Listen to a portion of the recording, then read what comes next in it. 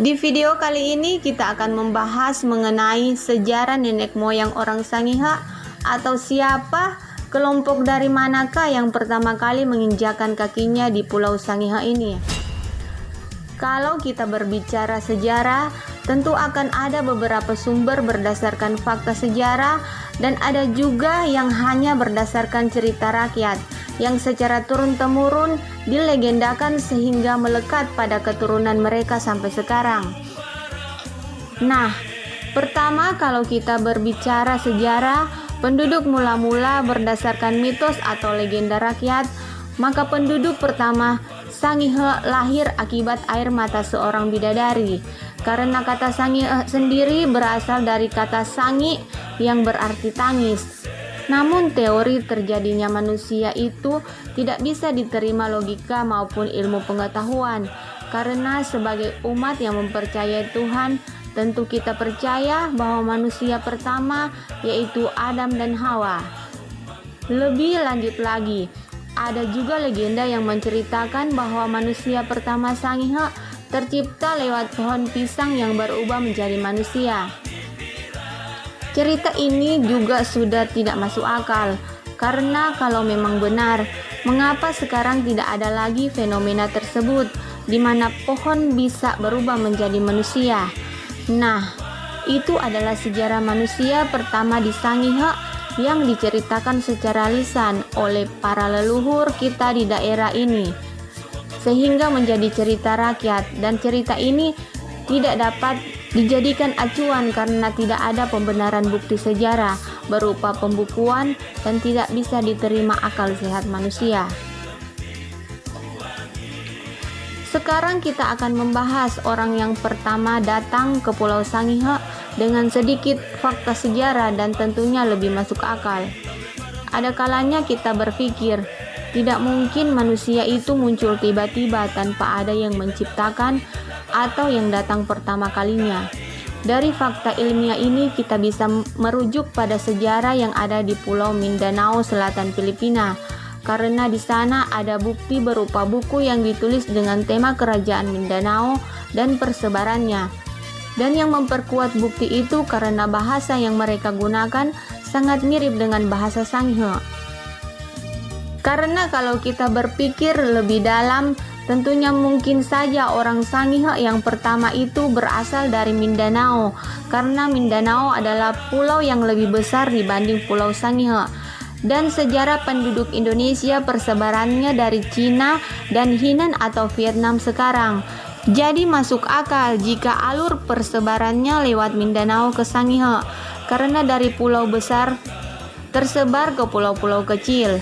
Nah, sekarang kita akan menjelajah lebih dalam mengenai bagaimana dan siapa orang yang masuk pertama kali ke Pulau Sangihe. Lewat buku yang berjudul Mangawakeng Asa A Utau Sangihe yang ditulis oleh Kenneth R. Marriott, seorang yang berkebangsaan Amerika yang bekerja sebagai dosen bahasa Inggris di Filipina, buku tersebut menceritakan seorang tokoh yang bernama Guman Salangi. Tokoh Guman Salangi sudah diceritakan berabad-abad lamanya di Kepulauan Sangihe melalui cerita lisan dari generasi ke generasi secara turun-temurun. Sejak masuknya bangsa Eropa, cerita Guman Salangi mulai ditulis oleh para budayawan, sejarawan, dan pemerhati sejarah dan kebudayaan Sangihe lainnya dalam bentuk tulisan-tulisan lepas. Banyak cerita yang berkembang di Kepulauan Sangihe tentang Guman Salangi, tetapi intinya berkisah tentang penduduk Sangihe pertama. Permasalahannya adalah siapa dan dari mana asal Guman Salangi yang sebenar-benarnya. Sampai kapanpun tidak akan mungkin ditemukan kebenaran secara ilmiah siapa Guman Salangi. Penyebabnya adalah belum ditemukan bukti melalui naskah kuno atau prasasti yang menulis atau memberikan gambaran tentang kehidupan Guman Salangi. Guman Salangi adalah Kulano atau orang pertama di Pulau Sangihe besar. Guman Salangi mempunyai istri yang bernama Onda Asa, yang disebut juga Sangyang Konda atau Konda Uraeng. Guman Salangi adalah putra mahkota dari Kesultanan Cotabato, Mindanao Selatan akhir abad ke-12. Sekitar tahun 1300 mereka diperintahkan untuk pergi ke timur oleh ayah Guman Salangi dengan maksud supaya mereka dapat mendirikan kerajaan baru.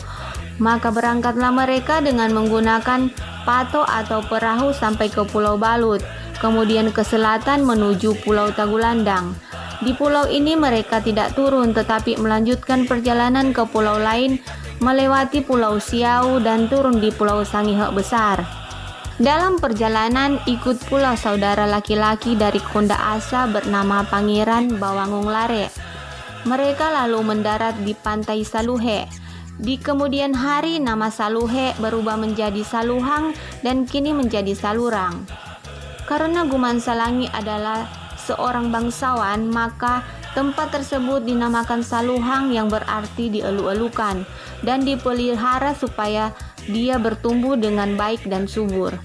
Sejak kedatangan Guman Salangi dan Konda Asa di Saluhe, selalu saja terdengar gemuruh dan terlihat kilat yang datang dari gunung.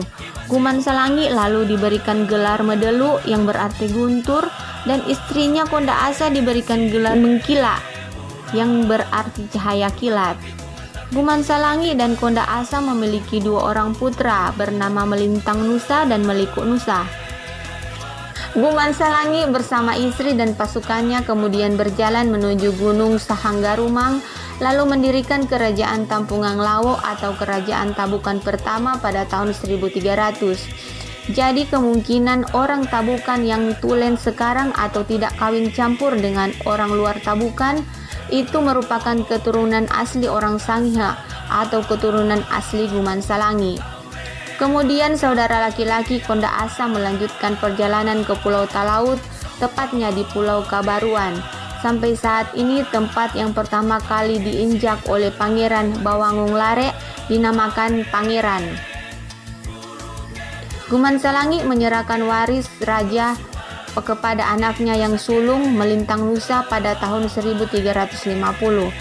Anak bungsu Melikuk Nusa mengembara ke Mengondo dan memperistri Menong Sangiang, putri Raja Mengondo. Melikuk Nusa meninggal di Mengondo, sedangkan Melintang Nusa meninggal di Filipina pada tahun 1400.